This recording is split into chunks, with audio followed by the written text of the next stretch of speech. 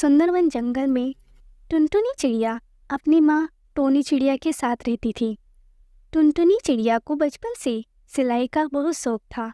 जब भी उसे समय मिलता वो अपने माँ की सिलाई मशीन निकालकर सिलाई करने लगती थी।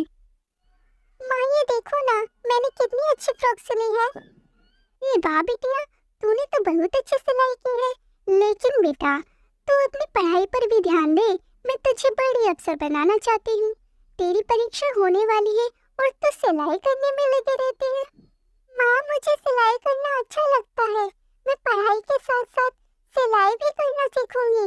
मैं कुछ नहीं जानती। आप मेरा दाखिला किसी सेंटर में करवा दो। ठीक है टुनटुनी, जब तेरा इतना ही मन है तो मैं तेरा दाखिला किसी सेंटर में करा देती हूँ। अगले दिन टोनी चिड़िया टुनटुनी का दाखिला एक सिलाई सेंटर में करवा देती है। अब टुनटुनी पढ़ाई के साथ साथ मन लगाकर सिलाई सीखने लगती है। कुछ ही दिनों में टुनटुनी की स्कूल की पढ़ाई हो जाती है।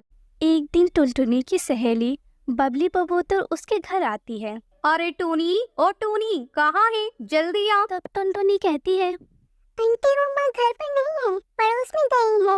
आप बैठिए, मैं उन्हें बुला कर लाती हूँ। तुम टुनटुनी हो ना? कितनी बड़ी हो गई है। जब मैंने तुझे देखा था उस समय तू बहुत छोटी थी। पहचाना मुझे?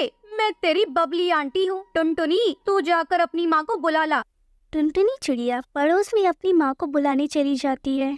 थोड़ी देर बाद टुनटुनी चिड़िया अपनी माँ को घर लेकर आती है। अरे बबली कबूतरी, तू कब आई? टुनटुनी, तू जाकर चाय बना ला।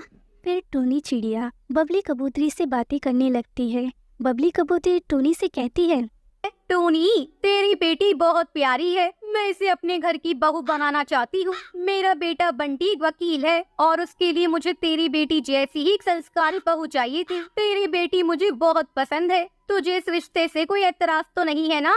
नहीं बबली कबूतरी, ये तुम कैसी बातें कर रही हो? मुझे इस रिश्ते से कोई एतराज नहीं है। मैं लाख कोशिश करके भी इतना अच्छा रिश्ता नहीं ढूंढ पाती। फिर टुनटुनी चिड़िया और बंटी कबूतर की शादी हो जाती है। शादी के कुछ ही दिनों में टोनी चिड़िया एक बच्चे की माँ बन जाती है। ससुराल में सभी लोग उससे खुश थे। एक दिन बंटी कबूतर टुनटुनी चिड़िया से कहता है, टुनटुनी, आज ऑफिस में कुछ ज्यादा ही काम है। मैं रात को देर से घर लौटूंगा, तो मेरा इंतजार मत करना।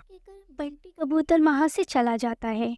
लेकिन थोड़ी देर बाद कालू कौवा तेजी से उड़ता हुआ उसके घर आता है। टोनी बहन, जब बंटी कबूतर अपने ऑफिस जा रहा था तब एक बाज ने उस पर हमला कर दिया, जिसमें उसकी मौत हो गई। इतना सुनते ही कर टुनटुनी चिड़िया रोने लगती है।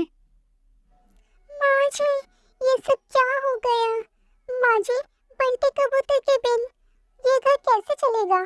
टुनटुनी, तू हिम्मत मत हार बेटा। ऊपर वाले की मर्जी के आगे किसी की नहीं चलती। इस तरह कुछ दिन गुजर जाते हैं।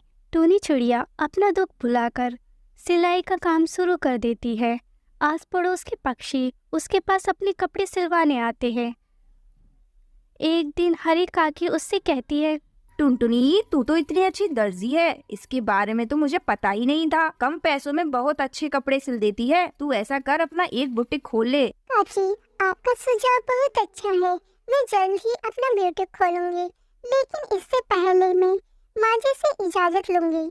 हरी काकी के जाने के बाद टुनटुनी चिड़िया अपनी सास से ब्यूटीक खोलने की इजाज़त मांगती है। माँ जी, क्यों ना मैं अपना एक ब्यूटीक खोलूं? इससे अच्छी कमाई भी हो जाएगी। ठीक है टुनटुनी, तुझे जो अच्छा लगे वो कर। तू अपने ब्यूटीक पर अच्छे से काम कर, मैं तेरे बच्चे को संभाल लूंगी। जल्द ही टुनटुनी चिड़िया अपना ब्यूटीक खोल लेती है।